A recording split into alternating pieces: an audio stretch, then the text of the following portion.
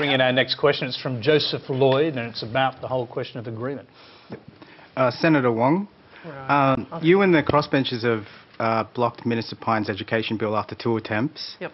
But what specific changes do you need in his current bill to get it through the Senate, and how would you reform the education system for a 21st century Australia? Well,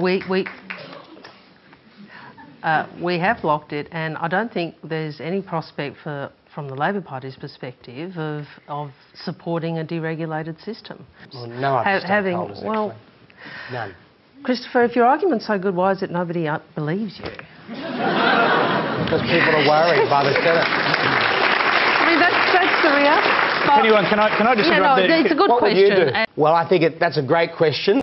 The great thing about Australia, which is different to the United States, is we have the Higher Education Contribution Scheme. Nobody can be denied a place at university in Australia because of their socio-economic status, because everyone can borrow from the taxpayer and pay back on very low interest when they earn over $50,000 a year. What that's meant since the Labor Party introduced it, in fact, in 1988-89, is that the number of people getting to go to university has exponentially increased, regardless of people's socio-economic status, because they can see that they can get to go to uni and they can pay it back later through the tax system. So we have one of the most equitable systems in the world, and our reforms maintain HECS and make it even more equitable for all those young Australians who want to do a pathways degree into uni. I'll just say one last quick thing. The Kemp Norton report found that if a student from a low SES background did a pathways course before they did their undergraduate degree, they had a 1% dropout rate. If they didn't, they had a 24% dropout rate. Okay. Well, let's be clear for all of the fine words that Christopher just gave you.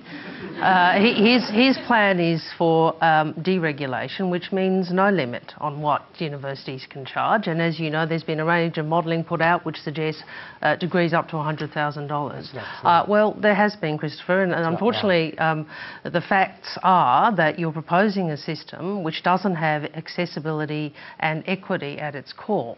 That's the problem. No, it's not. And that's why so many people... That's not what's happening. That is what... Well, that is all... Yeah. Yes, and that is why the Senate has soundly rejected your proposition on a number of occasions, and why so many people are concerned about the capacity of either themselves or their children getting an education, because, as we know, it is the great enabler. It is the great way in which we can increase opportunity in this country. 190,000 more Australians went to university when Labor was in government because of our reforms. Now, I'm up for a discussion about reform. The Labor Party's up for a discussion about reform. We're not up for a discussion that makes university education harder to access for people like you. People, go ahead. Senator Wong, Labor's $100,000 degrees, the modelling was based on unsubsidised international student fees, an interest rate requiring economic growth to be 3 times its current level and to stay that way for 40 years straight, and they didn't deflate for inflation, which they somehow predicted for 40 years. So isn't the truth that you're being the wrecker in contrast to the Coalition's fixer? Well, okay. And one more. Gentleman up the back, go ahead. Go ahead. He gets a gold star. You at the back. How did he get into the audience? How did he get into this audience? Yeah, my question's for the Education Minister. At the start, you prefaced it by saying Australia has a world-class education system. Yep. You then went on to say that it would be unwise to head in the direction of, say, the United States. Correct. The Treasurer, at the release of the budget, said that's what Australia should essentially strive for. We lack... Yes, he did. We lack what those universities have. It seems illogical to me to chase universities like that, which are highly privatised, highly reliant on funding or support from the elite, essentially.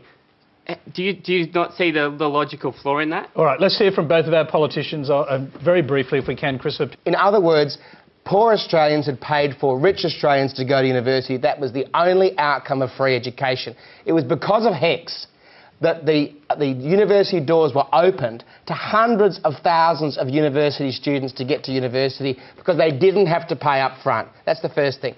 In terms of your point, but very importantly, China, 5 years ago, had no universities in the top 200 in the world. They now have 6 universities in the top 200 in the world, and Australia has 8.